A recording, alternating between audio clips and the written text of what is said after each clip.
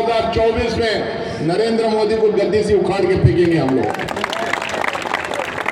तो आप लोगों को तय करना है तेलंगाना के साथ साथ दिल्ली में कांग्रेस को बिठाना है नहीं बिठाना है।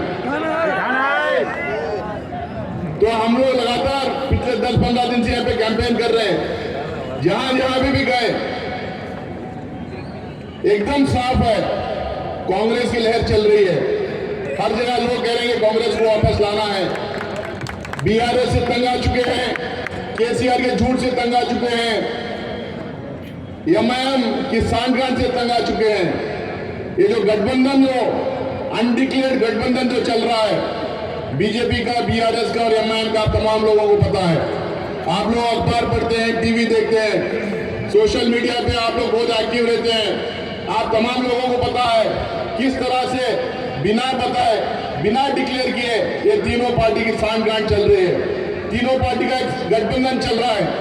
किस तरह से यहाँ पे जो पार्टी है यहाँ से जाके उत्तर प्रदेश में चुनाव लड़ती है, बिहार में लड़ती है, महाराष्ट्र में लड़ती है, लेकिन तेलंगाना में 7 सीट पे 8 सीट पे चुनाव लड़ती है। बीआरएस आप लोगों को लगातार 10 साल पहले के चुनाव में, 5 साल पहले के चुनाव में मुसलमानों के साथ साथ पूरी आवाम के साथ बहुत सारे उन्होंने वायदे किए थे। अब उनका रिपोर्ट कार्ड देने का टाइम आया है। हम लगातार उनसे पूछने की कोशिश कर रहे हैं कि आप इतने वायदे जो 10 साल पहले आप किए थे, 5 साल पहले जो वायदे किए थे, क्या हुआ उसका? 12% की बात आपने की थी। वक्फ बोर्ड को जुडिशियल पावर देने की आपने बात की थी। माइनॉरिटीज कमीशन को आप जुडिशियल पावर देने की बात की थी। आप हमारे जमीनें वापस दिलाने की बात की थी, हमारे प्रोटेक्शन की बात की थी। अब पता नहीं कितने स्कीम्स आप मुसलमानों को और दूसरे लोगों को भी आपने वायदे किए थे। आज दोनों पार्टियों से पूछना चाहता हूं, बीआरएस से और बीआरएस को जो सपोर्ट करती है एमआईएम से, कहां चले गए आपका माइनॉरिटीज कमीशन का वादा? कहां गया वक्फ बोर्ड का वादा? 12% का कहां गया वादा? अलाइड एनकाउंटर होता है, माइनॉरिटीज कमीशन वहां पे कॉन्स्टिट्यूट नहीं होती है। फरवरी के महीने में ये खदीर साहब को लॉकअप का डेथ हो जाता है, लेकिन माइनॉरिटीज कमीशन एक्टिव नहीं रहती है। मैं कर्नाटक से आता हूं, आप कर्नाटक चल के देखिए, आप कर्नाटक चल के देखिए, माइनॉरिटीज कमीशन को भी क्वासी जुडिशियल पावर हम लोगों ने दिया है। वक्फ बोर्ड का मैं मेंबर हूं, वहां भी वक्फ बोर्ड को भी जुडिशियल पावर दिया है। वक्फ बोर्ड में हमारे ट्राइब्यूनल्स चलते हैं, हम लोग खुद हमारे जमीनों की तहकीकात भी करते हैं, कोर्ट भी चलाते हैं, जजमेंट भी हम देते हैं।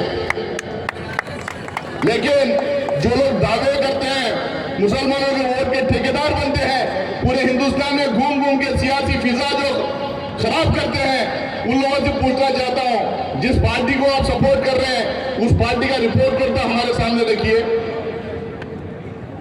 5 साल कंप्लीट होने पर रिपोर्ट कार्ड रखना चाहिए ना। इलेक्शन के टाइम पे वायदे होते हैं, 5 साल के शासन के बाद, 5 साल के रूल के बाद रिपोर्ट कार्ड सामने रखना चाहिए। यहाँ तो 10 साल हो गए, रिपोर्ट कार्ड जब बाहर आ रहा है, कम से कम हम लोगों से जो वायदे किए गए थे उसमें 5%, 10% तो उनको इम्प्लीमेंट करना चाहिए था। कुछ भी नहीं हुआ। लेकिन कांग्रेस पार्टी जो कहती है वो करती है, जो बोलती है उसको इम्प्लीमेंट करती है, और उतना ही बोलती है जितना वो कर सकती है। कर्नाटक के चुनाव हुए 5-6 महीने पहले, हम लोगों ने 5 गारंटी वहां पे अनाउंस की थी। हम लोगों ने बोला कि खवातीन को 2000 रुपए महीना देंगे। हम लोगों ने कई वहां पे 200 यूनिट बिजली फ्री देंगे, खवातीन फ्री बस पास लेके जाएंगे। 5 हम लोगों ने गारंटी वहां पे अनाउंस की थी। जैसे ही चुनाव हुआ पहले कैबिनेट में हम लोग 5 गारंटी हम लोगों ने पास किया और इम्प्लीमेंट करना शुरू कर दिया। आज यहाँ पर भी तेलंगाना में हम लोग 6 गारंटीज अनाउंस किए हैं। 6 में अलग अलग डिवीजन है, 13 गारंटीज है टोटल है। और 13 गारंटीज सबके लिए है। उसमें हिंदू, मुस्लिम, सिख, ईसाई, ब्राह्मण, दलित, ट्राइबल, ओबीसी सबके लिए है। उसके अलावा ओबीसी डिक्लेरेशन हम लोगों ने किया, उसके अलावा माइनॉरिटी डिक्लेरेशन हम लोगों ने किया, उसके अलावा हम लोगों ने एससी एसटी का डिक्लेरेशन भी किया। माइनॉरिटी डिक्लेरेशन में हमने खासकर बोला 2000 करोड़ टीआरएस की गवर्नमेंट दे रही है। माइनॉरिटीज के लिए 2000 करोड़ सालाना टीआरएस की गवर्नमेंट दे रही है। हम लोगों ने ऐलान किया हमारी सरकार आएगी तो हम सालाना 4000 करोड़ रुपए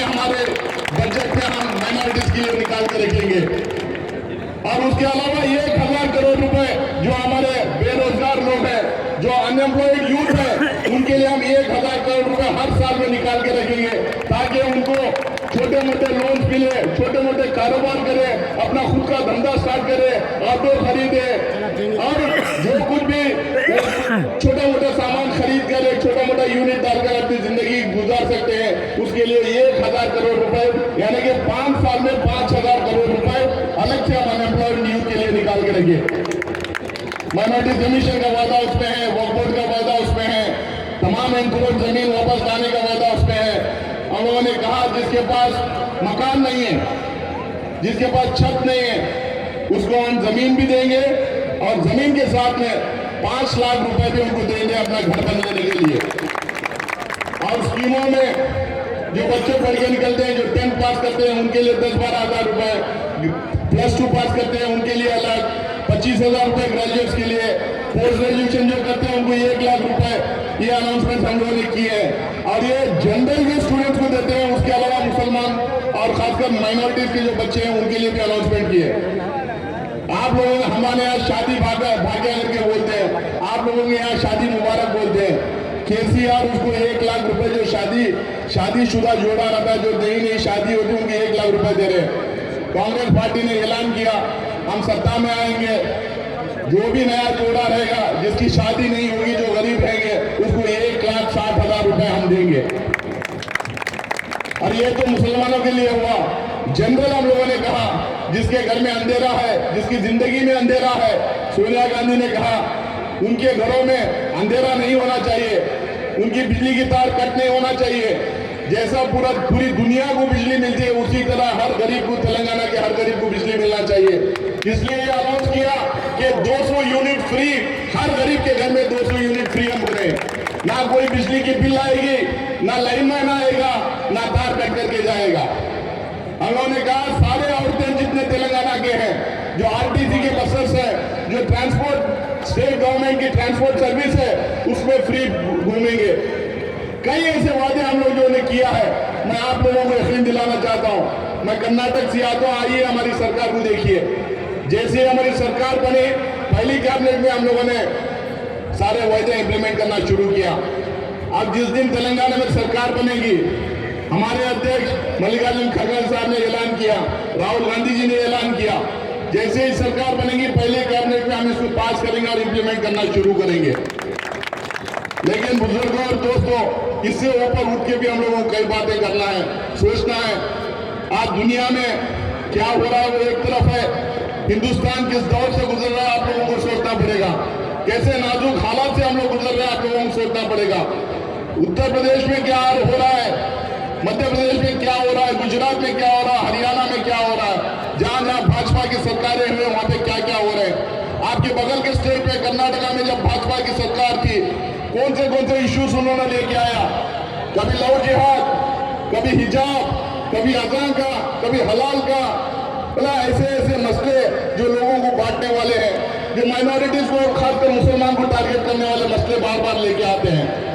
कांग्रेस पार्टी कहती है हिंदुस्तान एक फूलों का गुच्छा है, इसमें हर तरीके के लोग रहते हैं, हिंदू, मुसलमान, सिख, ईसाई, ऊंची जात, नीचे जात, ब्राह्मण, दलित, ट्राइबल, अलग अलग बोली बोलने वाले सब रहते हैं। सबको बराबरी का हक मिलना चाहिए, हमारे संविधान से रूल होना चाहिए।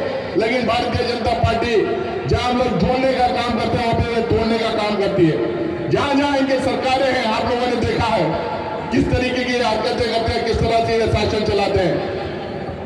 लेकिन मैं यहाँ भाजपा की क्यों बात कर रहा हूँ, यहाँ भाजपा तो इतनी मजबूत नहीं है, उनको तो 4 या 5 सीट आने वाले हैं, वो तो गई काम से यहाँ पे तेलंगाना में।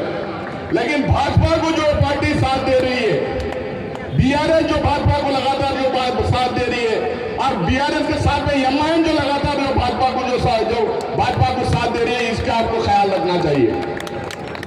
आप यहाँ पर इतने मस्जिदें शहीद हुए, कौन जिम्मेदार उसके? अलायर एनकाउंटर के कौन जिम्मेदार? 12% जो वायदा किया था वो कहां चले गया? ये तो है ही है। मैं कांग्रेस का विप हूं।